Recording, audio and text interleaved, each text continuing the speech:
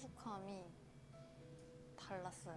처음에는 눈을 많이 못 마주쳤던 것 같아요. 되게 떨려서. 네, 안녕하십니까? 모르는 남자 만나는 이 나이가 이렇게 들어도 놓치지 마세요. 아직 교회에서 저를 쓸만하신가 봐요. 이 단에 서도록 자꾸 해주시고요. 우리 목회자 협의회로 인해서 우리 담임 목사님, 우리 부목사님 거기에 참석하셨습니다. 우리 여러 장로님도 많이 계신데 제가 조금 어떤 면에서는 좀 건방진 생각이 들기도 합니다. 그러나 또 이 귀한 시간을 또 하나님께서 또 이렇게 말씀을 나누라고 또 생각해서 단에 서게 되었습니다. 우리 먼저 하나님의 말씀 봉독하고 말씀을 나눌까 생각합니다.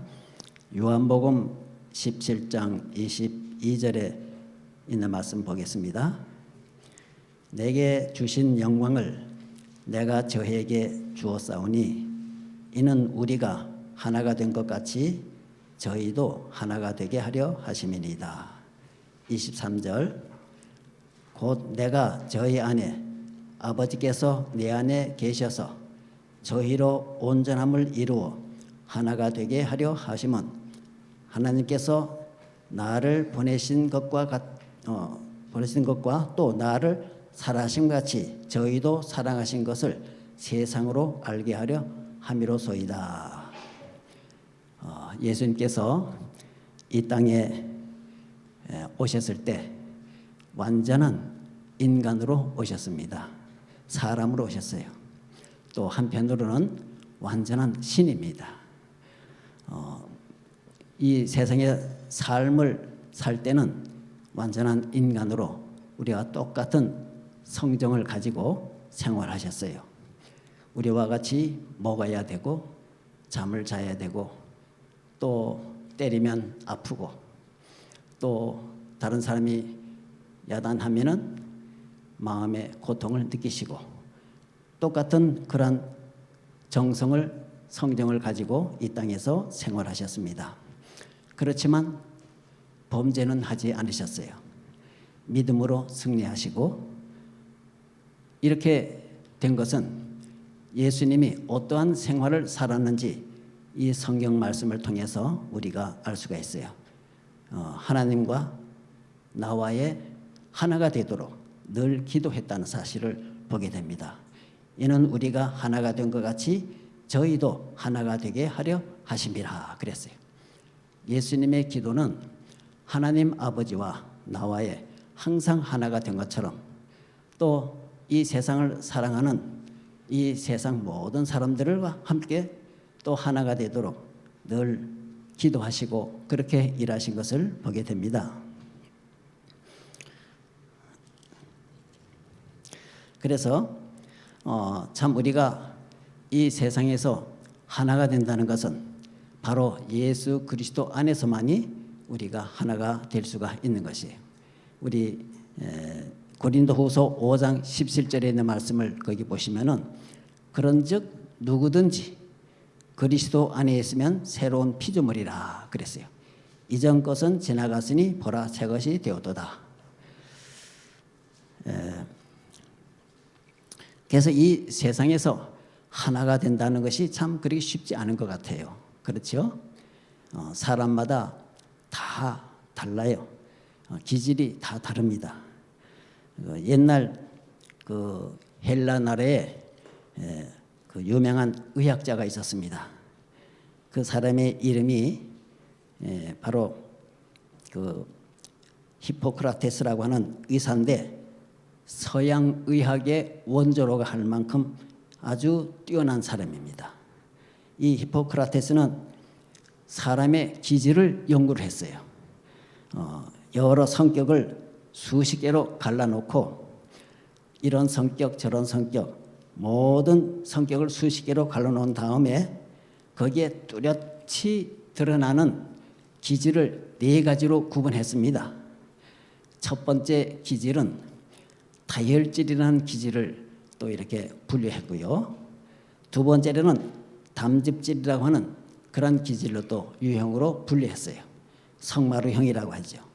셋째로는 우울질, 흑담질적인 그런 성격의 소유자로 또 이렇게 쭉 구분해 놨고요. 넷째로는 점맥질, 냉담형, 점맥질 이런 유형으로 이제 갈라 놨습니다. 그런데 오늘날에도 그 갈라놓은 모든 유형의 그 성격들이 맞는 겁니다. 통계학적으로 많은 학자들이 다혈질, 우울질, 점액질 이렇게 갈라놓은 것이 통계학적으로 거의 맞아 들어간다 하는 것을 이제 인정하고 있습니다. 구체적으로 다혈질의 성격의 사람들은 어떤 유형의 사람인가 하면은 이런 사람들이에요.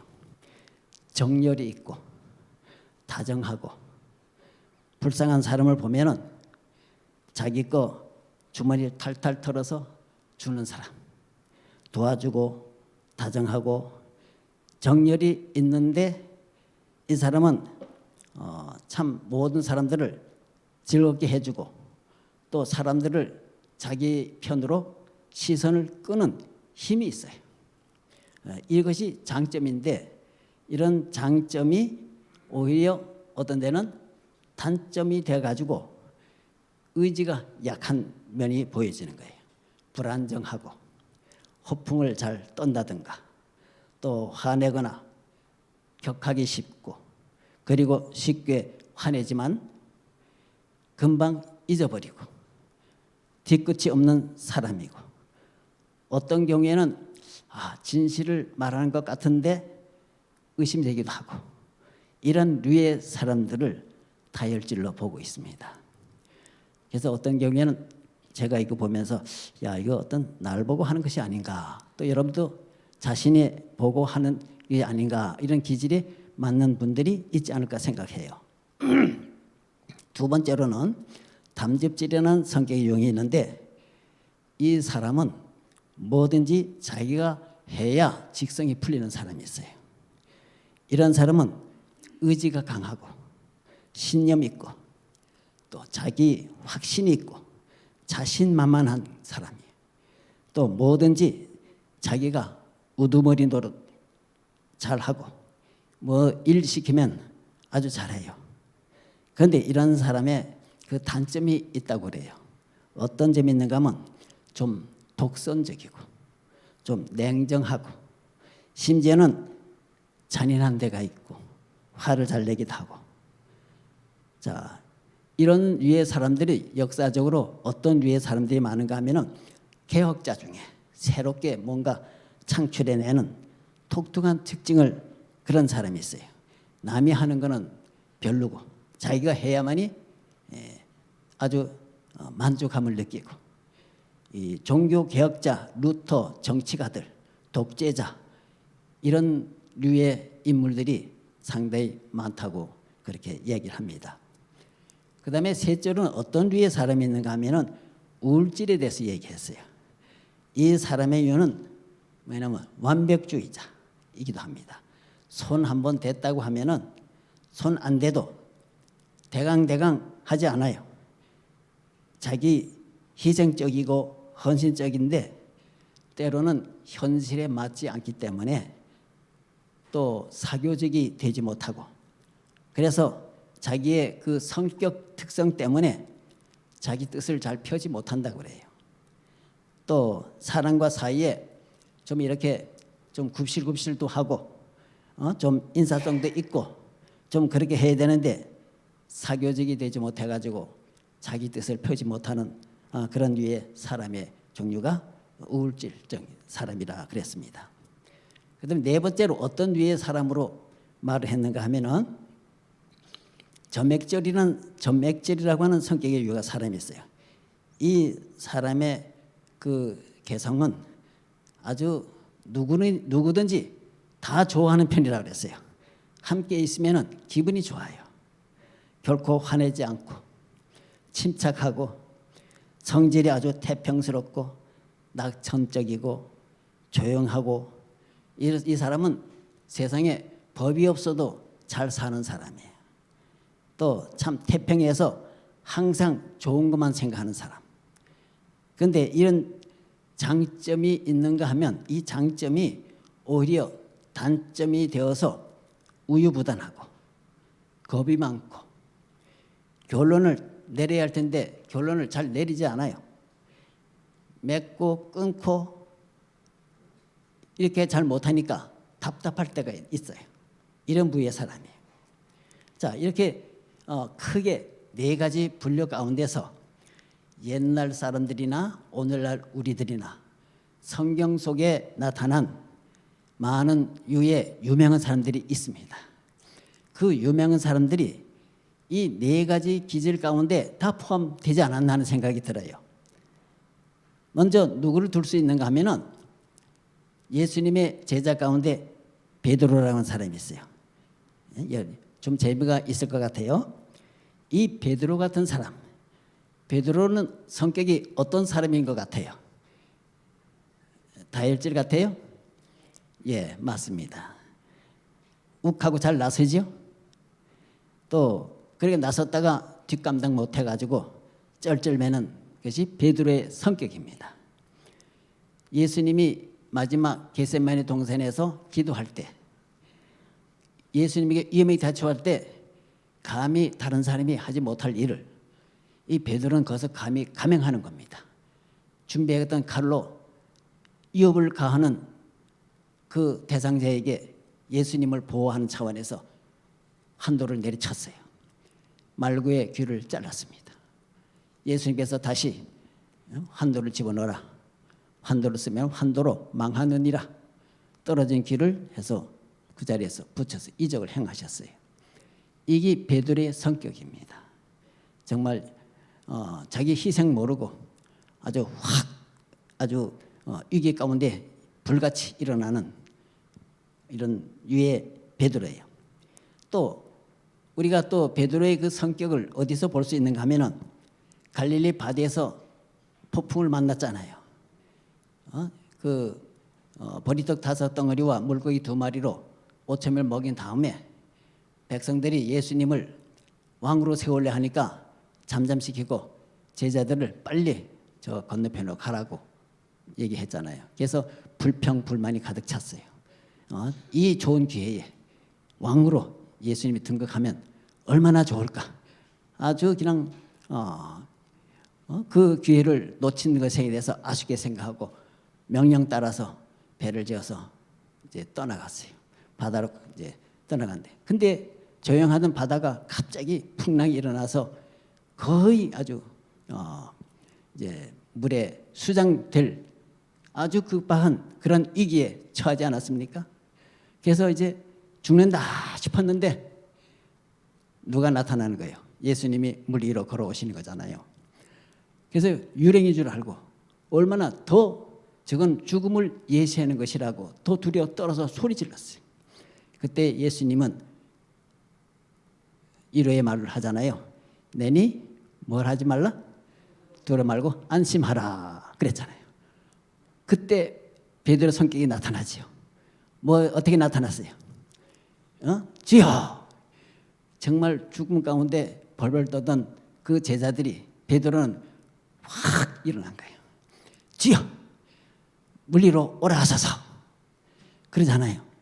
다른 제자들은 감히 요청도 못할, 꿈도 못할 예수님이라는 것에 대해서 안심하고 편안함이 왔지만은 베드로는 거기서 끝나는 게 아니었어요. 그 성격에, 급한 성격에, 확 끊는 성격에 주여 나도 오게 하소서. 예수님은 그 믿음을 보시고 오라고 했잖아요. 그게 물 위로 걸어갔잖아요. 이게 베드로의 믿음이에요. 갈 때 어떻게 됐어요? 또 뒷감당 못해가지고 물에 빠져들어가잖아요. 주여 죽겠습니다. 그때 예수님이 어떻게 했어요? 얼른 손을 딱 잡아서 나란히 물리 걸어서 배에 오르셨느니라 그랬잖아요. 자, 이 베드로야. 자, 이렇게 우리가 역사적으로 그 큰 일을 하는 사람들을 보면은 참 그 개성이 있고 기질이 다 있다는 것을 우리가 보게 돼요.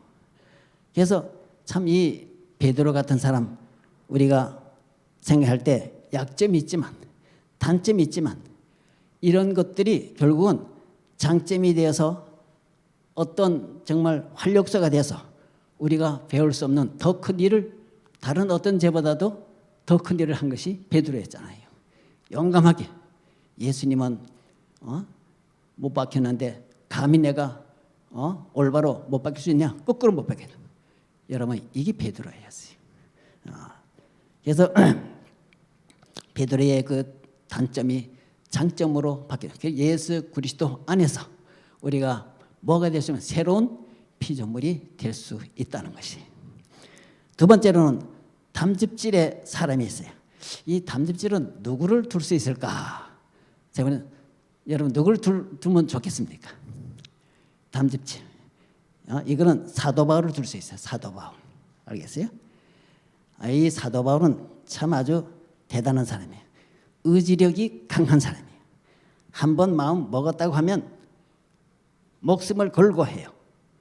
온 세상이 다 반대해도 알겠어요? 한번 한다고 하면 하는 사람이 바로 누구예요? 사도 바울이. 아주 철저하고 완벽주의자라고 하는 사람으로 대표되는 인물입니다. 그래서 이 사울이 바울이 되기 전에 사울이 다메섹에 있는 그리스도인이라는 소식 듣고 어떻게 하려고 그랬어요?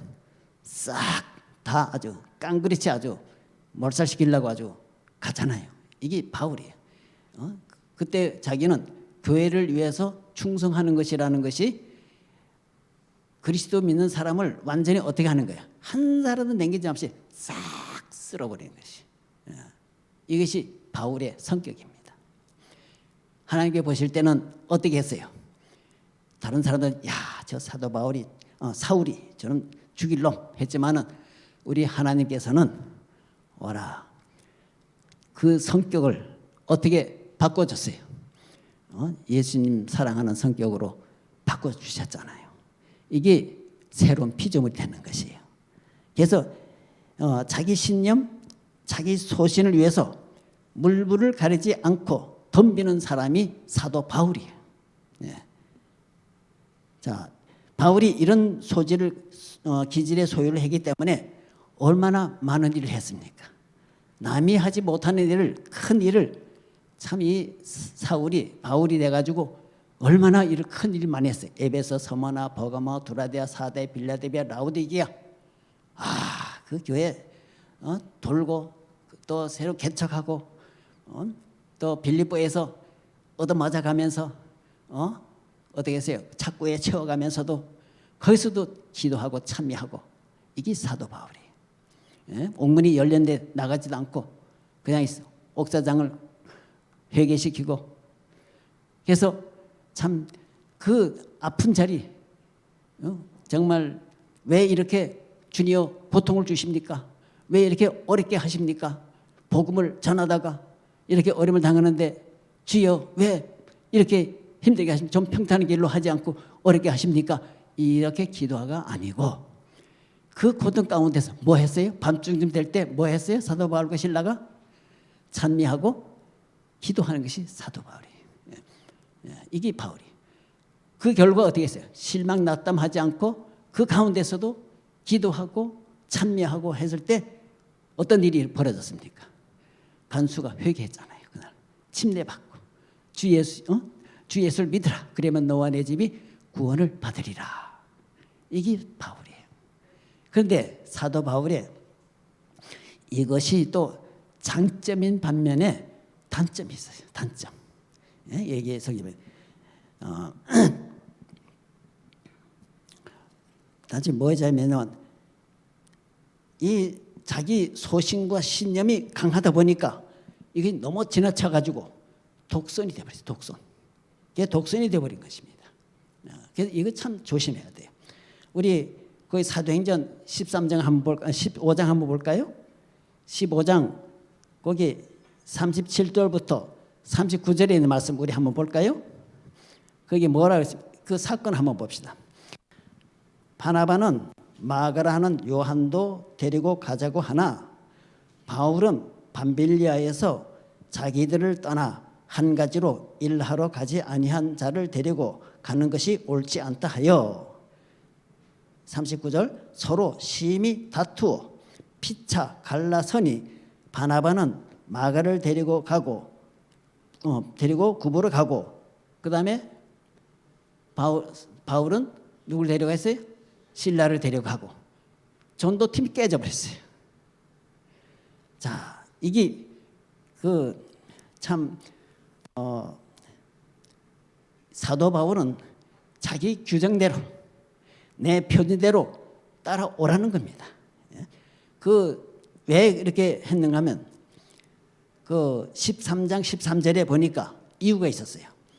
바울과 및 동행하던 사람이 바보에서 배 타고 밤벨리아에 있는 버가에 이르니 요한은 저에게서 떠나 예루살렘으로 돌아가고 전도하다가 마가 요한이 어떻게 했어요? 힘들고 어려우니까 포기하고 돌아갔어요. 바울이 어떻게 생각했겠어요? 속상하겠어요? 같이 일하다가 포기하고 돌아가면 좋겠어요? 이게 좋을 사람이 없는 겁니다. 이 바울이 마가 요한을 그렇게 절망하고 견디지 못하고 정말 소신을 갖고 나가지 못하는 것에 대해서 이 바울은 안 된다. 2차 여행 때 바나바가 데려가자 할 때 안 된다. 단히 끊어버리는 겁니다. 이처럼 철저하지 못하고 정말 그렇게 내지 못한 것에 대해서 막 다구치고 바나바하고 서로 다투는 겁니다. 그래서 일 때문에 그만에 서로 갈라졌어요. 근데 이 바나바는 사람이 야 그래도 우리 마가 요한을 데리고 가야 되지 않겠느냐.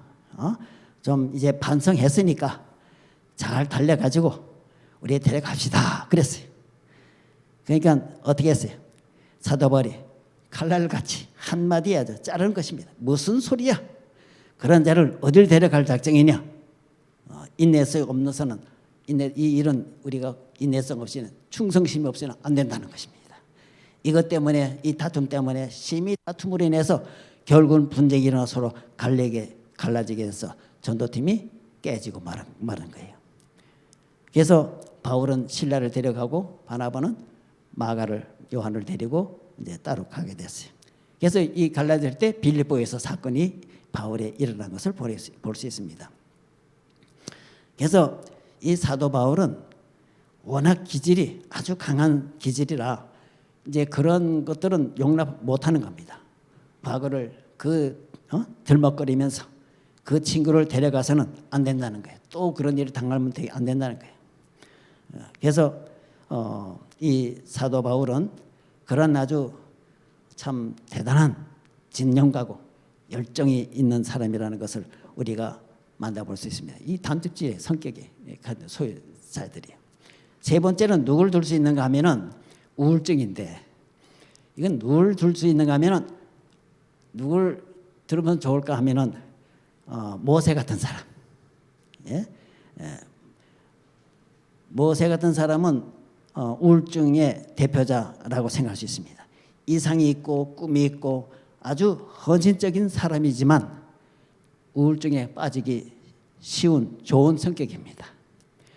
자, 이스라엘을 지도해 나가다가 이스라엘 백성들이 어떻게 해요? 하도 속을 썩히니까 원망하니까 하나님께 엎드렸어요. 아버지 하나님 도저히 이 백성들 못해 먹겠다는 거예요. 그래서 어떻게 했어요?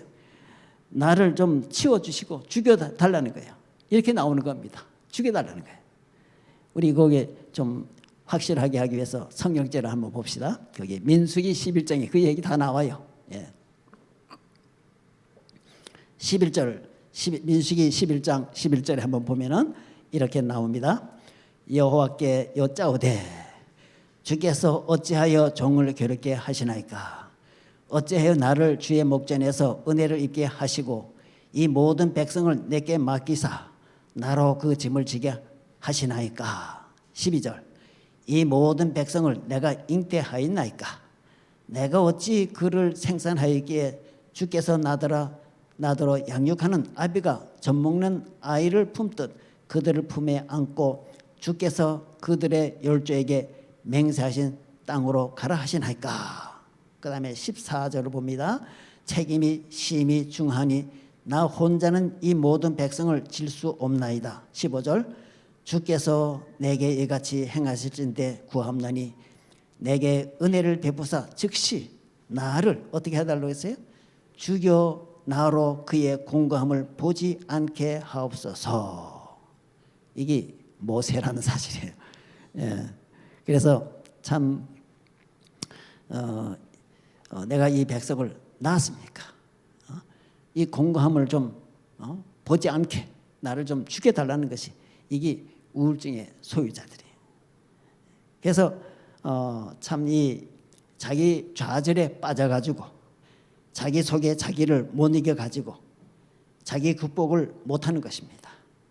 모세 같은 이 기질은 참 우리 성경상에서 어떻게 극복했는가? 참 이 모세가 이 기질은 하나님을 신뢰하는 데 가장 좋은 성품이라고 그랬어요. 알겠습니까? 온유하고 자기 약점과 자기의 부족하고 이런 점이 오히려 하나님께 귀히 쓰시고 잘 쓰실 수 있는 좋은 보물이 되었습니다. 처음 이 모세를 불렀을 때 어떻게 했어요? 대뜸 가지 않았습니다. 나는 입이 둔하고 부족하니 도저히 못 가겠습니다 그랬잖아요. 그래도 하나님께서는 가라. 내가 가지고 있는 것을 내가 다 안다. 그래서 형 아론을 붙여서 함께 가서 역사를 이루잖아요. 그래서 이 하나님을 신뢰성이 가장 강한 사람이 모세입니다. 그래서 천하에 모세처럼 겸손한 사람이 없다고 성경에는 말하고 있어요. 그래서 이 모세의 그 특성 가운데 예수님과 같은 그런 특성을 가지고 있었습니다. 그래서 이 모세를 우리가 성경상으로 우리 예수님을 대표하기도 합니다. 온유하고 겸손함이 온 천하에 승하니라 그랬어요. 그래서 이 모세는 참 그런 류의 사람으로서 우리에게 대표될 수 있다고 생각합니다. 그 다음에 네 번째로 이제 어떤 기질에는 점맥질. 이 점맥질의 사람은 누굴 둘 수 있는가 하면은 아브라함을 들 수가 있어요. 아브라함 같은 사람이 있습니까? 없습니까? 없어요, 세상에. 그 사람 그저 그만입니다. 그렇게 좋은 사람이 없어요. 법이 없어도 사는 사람이 바로 누구예요? 아브라함이에요.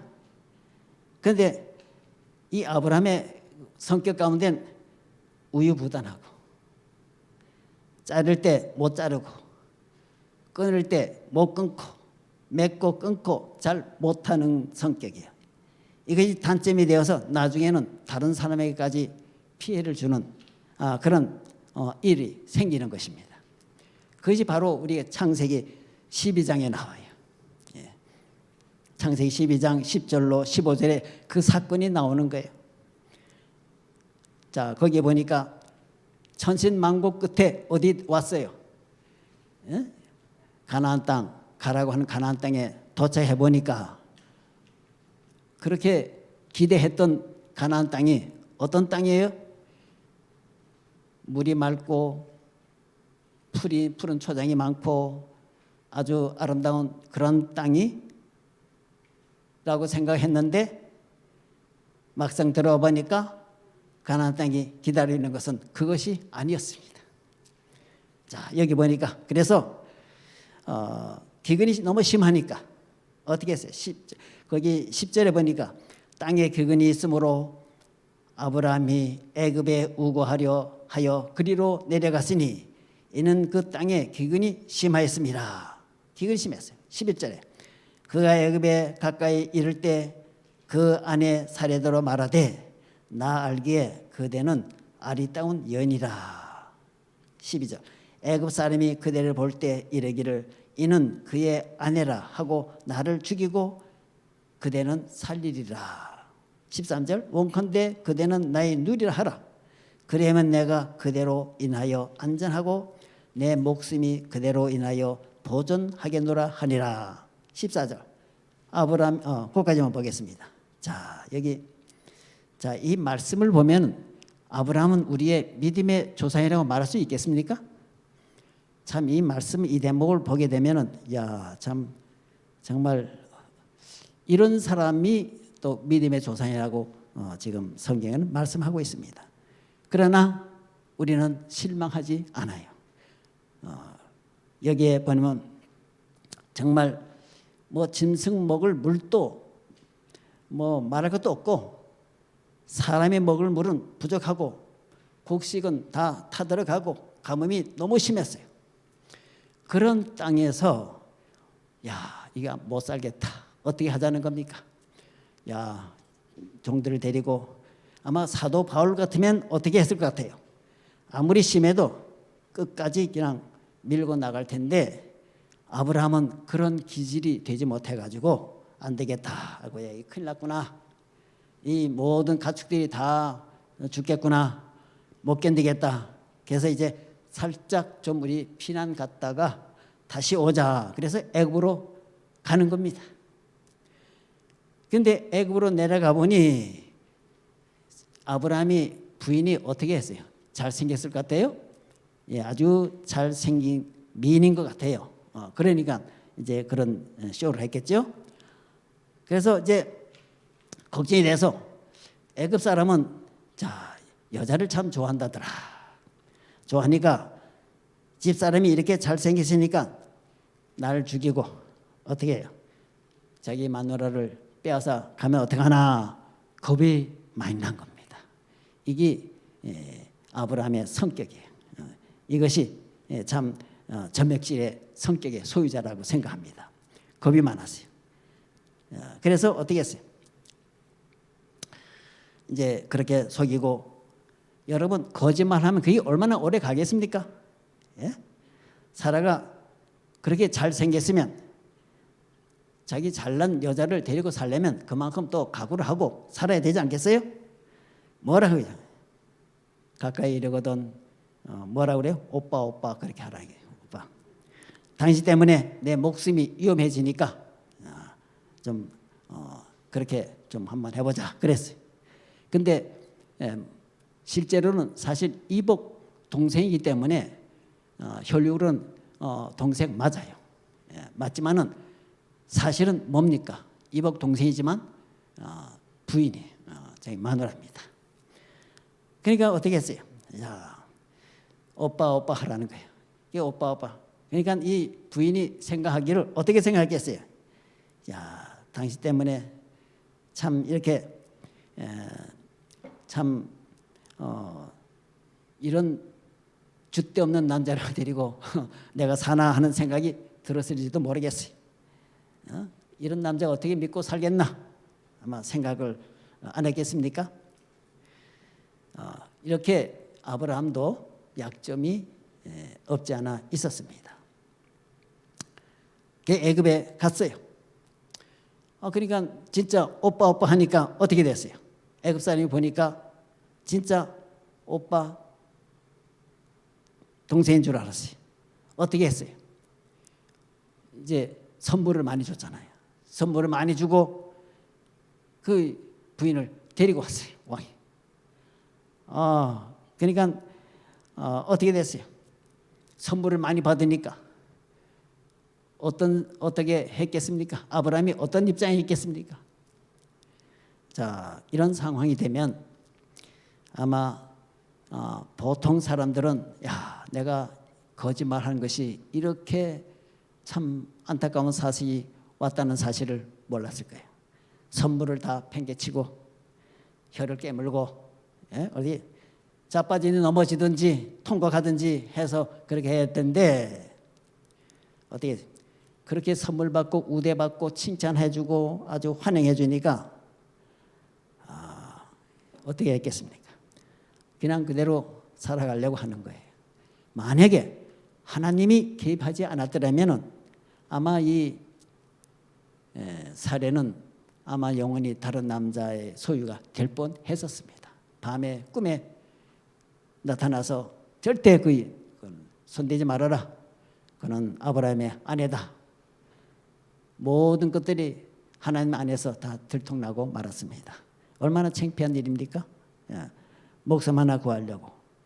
자, 이렇게 그러나 이 아브라함은 그런 참 유약한 가운데에 있었지만은 한 가지 참 뚜렷한 것은 뭐였는가 하면 가는 곳곳마다 아브라함에게는 뭐가 있었는가 하면 하나님과의 관계를 언제나 변함없이 맺고 있었다는 겁니다. 우리 그 창세기 12장 7절 쭉 보시면은 아브라함은 가는 곳마다 뭐 했어요? 7절에 보니까 그는 여호와께서 아브라함에게 나타나 가라사대 내가 이 땅을 네 자손에게 주리라 하신지라 그가 자기에게 나타나신 여호와를 위하여 그곳에 단을 쌓고 그랬어요. 8절에도 그랬어요. 그는 또 다른 베델 동편에서 옮겨 장막을 쳐서 거기도 단을 쌓고 여호와의 이름을 또 불렀어요. 또 점점 남방으로 옮겨가더라. 단이 여기저기 아브라함이 거쳐가는 곳마다 뭐가 있었나 하면 단이 있었어요. 여러분 이 번제 단이라는 것은 옛날에는 예수님이 오시기 전이니까 바로 초림을 기다리신 겁니다. 그래서 이 아브라함은 이런 신뢰와 하나님을 의지하고 약속을 믿는 이런 믿음 가운데 사는 그런 생활이었다 그것입니다. 그래서 누구든지 예수 그리스도 안에 있는 사람은 다 새로운 피조물이 될 수 있고 하나님과 하나가 될 수 있는 거예요. 우리가 어떠한 단점이 있고 어떤 장점이 있고 물론 하고 예수님 안에 있으면 다 하나가 될 수 있다는 사실을 우리에게 이 성경 말씀 통해서 알 수가 있는 것입니다. 그래서 이 번제단 드리는 것은 바로 예수 그리스도가 이 땅에 오셔서 이렇게 나의 죽음을 대신해서 피 흘리시고 죄를 대속해 주시는 구세주가 이 땅에 탄생하실 것이라는 것을 이 아브라함도 믿었어요. 우리가 믿는 예수 그리스도를 믿었다는 말입니다. 그때는 십자가에 못 박혀 죽으실 예수님을 기다리셨지만 우리는 다시 재림하실 예수님, 영광 가운데 오실 예수님을 기다리는 우리 믿음의 생애를 산다는 것, 이것이 주님 안에서 하나가 되는 거예요. 그래서 우리가 매일매일 우리 생활 속에서 아침과 저녁 우리 제단을 쌓는 것, 아브라함처럼 믿음 안에서 산다는 것은 이것은 대단히 우리가 어떤 성격의 소유자라 할지라도 우리는 주님 안에서 하나가 될 수 있는 것입니다. 그래서 예수님이 이 땅에서 말씀하시기를 그러게 나는 포도나무예요. 너희는 뭐라 그랬어요? 너는 가지라고 말씀하셨어요. 가지가 포도나무에 붙어 있지 않으면 그는 열매를 결코 맺을 수가 없어요. 열매는 언제나 포도나무에 붙어 있을 때만 열매가 맺히지. 그러니까 열매는 예수님 안에 있으면 열매가 맺히게 되어 있습니다. 예수님 안에 있으면 우리 예수님을 마음에 받아들이고 우리가 주님을 바라보고 있는 한 해는 우리는 변화가 올 수가 있는 겁니다. 각자 다양하고 취미가 다양하고 또 내가 하는 모든 재능도 다 다양하고 틀리지만 예수님 안에서 조율이 되면은 아름다운 화음을 낼 수가 있게 되는 것입니다. 여러분 바이올린이 선이 몇 개입니까? 4개 있어요. 제일 높은 놈, 낮은 놈, 중간 놈 이렇게 4개가 있는데 여러분 이 조율이 안 되면 시끄러운 소리, 아주 요란한 아주 듣기 싫은 소리가 나오지만은 조율을 잘 해놓으면 아주 듣기 좋고 아름다운 소리가 나는 거예요. 조율 안 나는 거. 우리 각양다양한 사람들이 살고 있지만은 우리가 예수님 안에서 우리가 함께 잘 조율이 된다고 하면 우리는 아름다운 화목한 생활을 살 수 있고 가장 행복한 그리스도의 생활을 살 수 있고 행복한 가정이 될 수 있고 행복한 그리스도인의 생활을 살 수가 있다는 것을 우리는 성경상을 통해서 우리가 보게 되고 알 수가 있는 것입니다. 그래서 우리 매일 생활 속에서 하나님과 우리가 나와의 이런 관계를 언제나 기도로 찬양으로서 말씀으로서 우리가 살아가는 우리 여러분과 제가 되기를 바라면서 말씀 마치겠습니다. 아멘. 우리 기도의 시간을 갖겠습니다. 예, 오늘 개인 가정을 위해서 남은자 씨, 오길의 집사님, 유인옥 집사님, 김현옥 집사님, 정상선 집사님, 황변모 장로님, 김기춘 집사님, 또 교회를 위해서는 사택 관리매각, 또 송호아파트 박소현, 박지혜 자매의 삶과 교회 정착을 위해서, 또 지역사회와 세계를 위한 기도, 우리 오남읍 지역 사회 선교를 위하여. 여러분 기도하시다가 잊어버리면 이거 보시고 다시 한번 기도 제목을 해서 하나씩 이렇게 기도해 주시면 고맙겠습니다. 우리 다 같이 기도하겠습니다.